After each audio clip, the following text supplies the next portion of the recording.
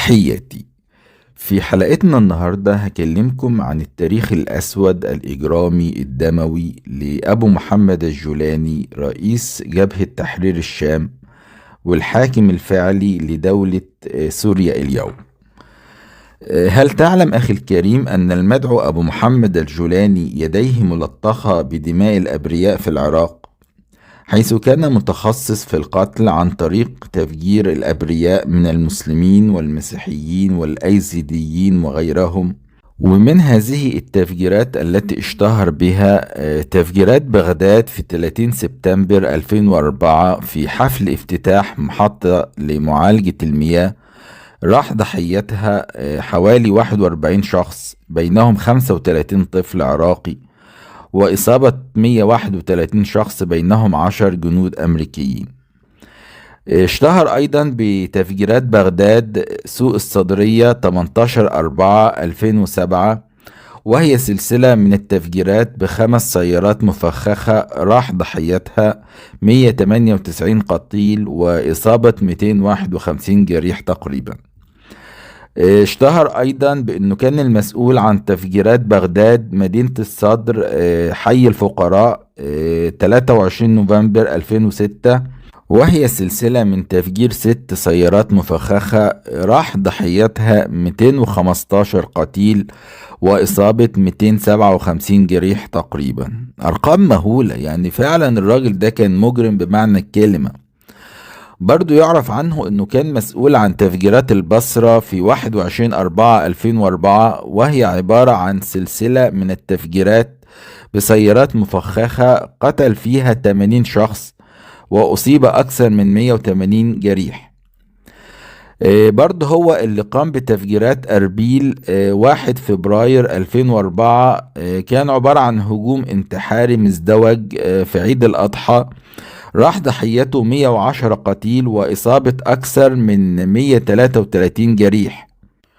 وأبو محمد الجولاني أيضا هذا الإرهابي هو اللي كان مسؤول عن تفجيرات عاشوراء في 2 مارس 2004 في كربلاء وبغداد، وهي عبارة عن سلسلة من التفجيرات بسيارات وأحزمة ناسفة راح ضحيتها 180 قتيل وأكثر من 500 جريح. أنا مش عارف إزاي الناس يعني بتتغاضى عن كل هذا الدم الذي سال، وبيتكلموا عنه على انه انسان طبيعي عادي ومن حقه يحكم سوريا، وانه ايده غير ملطخة بالدماء، رغم ان الكلام ده كله يعني موثق تاريخيا. يعني هو اللي كان مسؤول عن كل هذا الدم، وراح يعني مقابل هذه العمليات يعني ضحايا بالمئات بل بالالاف. فكيف يعني الناس بتتغاضى عن كل هذا؟ يعني هذا السؤال يعني أوجهه لمن يعني إيه يقولون إن هذا الرجل يبدأ بداية جديدة. أي بداية جديدة يبدأها مع السوريين وهو قاتل؟ ما هذا الهراء؟ وسأكمل لكم إنجازاته يعني بين قوسين في سوريا من قتل وتفجيرات. هو كان المسؤول أيضا عن تفجيرات تل عفر الموصل في 27/3/2007، وهي عبارة عن تفجير شاحنتين محملتين بالمتفجرات راح ضحيتها 152 قتيل وإصابة 347 جريح. تفجيرات الأيزيديين 14/8/2007. تفجيرات القحطانية، وهي عبارة عن تفجير أحزمة ناسفة وسيارات مفخخة راح ضحيتها 796 قتيل وأكثر من 1500 جريح. أرقام مرعبة، أرقام مرعبة.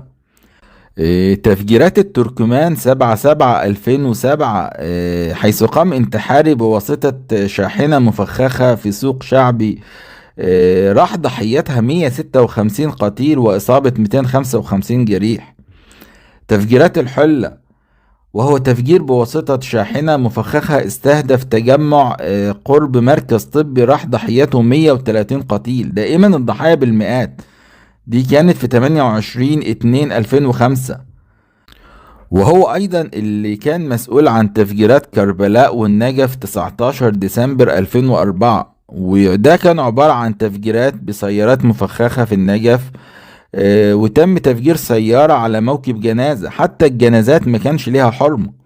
وفي كربلاء تم تفجير سيارة في محطة حافلات نقل الركاب، راح ضحيتها 66 قتيل وإصابة 191 جريح.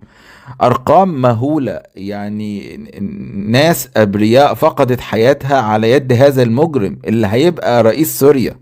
يعني فعلا ما هذا الهراء؟ أين العقول؟ أين عقولكم؟ على فكرة كلامي هذا ليس دفاع عن هذا الدكتاتور المجرم المدعو بشار الأسد، أنا بتكلم عن إنكم أنتوا بتستبدلوا بديكتاتور يعني أقذر منه. فعلا ما هذا الهراء؟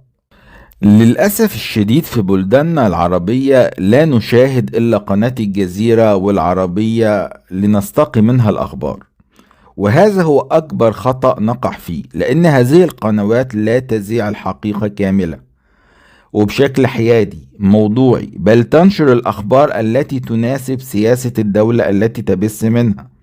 فمثلا الجزيرة تنشر الأخبار حسب الرؤية القطرية، وقناة العربية تنشر الأخبار حسب الرؤية السعودية، وهكذا. أما إذا أردتم معرفة الحقيقة كاملة فيجب عليكم متابعة القنوات الأجنبية ومشاهدة الفيديوهات التي تبثها هذه القنوات المحترفة الحيادية، والتي تتجاهلها قناة الجزيرة وغيرها من القنوات التي تريد إضعاف سوريا وتقديمها لقمة سائغة لأعدائها والطامعين في أراضيها في صفقة قذرة. أنا كنت يعني وضحتها لكم في حلقات سابقة، ممكن ترجعوا لها طبعا. هذه القنوات الأجنبية تبث فيديوهات لهجوم الميليشيات المسلحة لأبو محمد الجولاني على منازل للمسيحيين وسرقة وسلب أموالهم وما لديهم من ذهب، مع فيديوهات للاعتداء على مقابرهم وعلى عدة كنائس وتكسير الصلبان والأيقونات وتماثيل السيدة العذراء وحرق لأشجار الكريسماس وسط التهليل الله أكبر الله أكبر. فهل بالله عليكم هؤلاء البشر الأقرب للحيوانات ممكن ننتظر منهم خيرا لصالح سوريا؟ هؤلاء البشر محدود العلم والثقافة وحتى الدين، لأن الدين عندهم هو قتل وسفك للدماء واغتصاب للنساء على أساس أنهم أسر حرب، عقليات مريضة. وهذا ما كان يفعله الدواعش، يعني هو نفس فكر الدواعش. ففكر هؤلاء وأبو محمد الجولاني زعيمهم هو فكر داعشي، ولا تصدقوا للحظة انه انفصل عن الفكر الداعشي او فكر القاعدة الذي نشأ وتربى فيه وتعلم الارهاب يعني والقتل منه. ومن يصدق هذا اللغو فهو انسان ساذج سذاجة منقطعة النظير. واكبر دليل على كلامي هذا تكوينه لحكومة الانقاذ السورية الانتقالية، فكلهم ارهابيين طائفيين. بل قام هذا المخبول بوضع علم جماعة طلبان الإرهابية بجانب علم دولة سوريا، يعني ما هذا الجنون؟ فماذا تنتظرون من عقلية بهذا الشكل وهذه الأفكار، يعني الأفكار التكفيرية المقززة؟ ولا أريد أحد أن يأخذ كلامي هذا على أنه دفاع عن هذا الدكتاتور المجرم المدعو بشار الأسد، لكن هل من العقل اني استبدل ديكتاتور مجرم بديكتاتور متطرف اكثر اجراما منه؟ يعني ما هذا الهراء؟ وهل كتب على سوريا ان تحكم بواسطة المجرمين والارهابيين؟ يعني الا يوجد رجل رشيد عاقل في سوريا معتدل يمسك الحكم وينقذ البلاد من هؤلاء الموتورين الارهابيين المجرمين الطائفيين؟ هل تعلم أخي الكريم أن الولايات المتحدة الأمريكية قامت برصد مكافأة 10 ملايين دولار لمن يدلي بمعلومات تساعد على القبض على هذا المجرم الأفاق أبو محمد الجولاني، اللي هو نفس الشخص اللي أمريكا اليوم تتعامل معه وتمد له يد العون؟ ليه؟ لأنه سيحقق لها مصالحها السياسية في المنطقة. ألم أقل لكم إنها لعبة قذرة، لعبة مصالح؟ يعني هذا الأفاق المجرم المدعو أبو محمد الجولاني باع سوريا لأمريكا وروسيا وإسرائيل وتركيا وغيرهم، ولكل من له مصالح في سوريا قال لهم خلون أنا أبقى على كرسي الحكم واللي عايز ياخد حتة أرض ياخد. يعني إسرائيل وصلت لغاية على بعد 20 كيلو بس من 20 كيلو متر من العاصمة دمشق، وتركيا اخذت شمال سوريا كله يعتبر، وامريكا لها قواعد زي ما هي عايزة بقى في سوريا وبتدي السلاح للاكراد. يعني سوريا انتهت. سوريا انتهت. وهذا الجولاني يعني لا يملك من قراره شيء، هو مجرد يقول حاضر وخلاص، واذا قال غير كده سيقتل. هو باع سوريا على اساس ان هو يحكم الحكم المتطرف بتاع طالبان.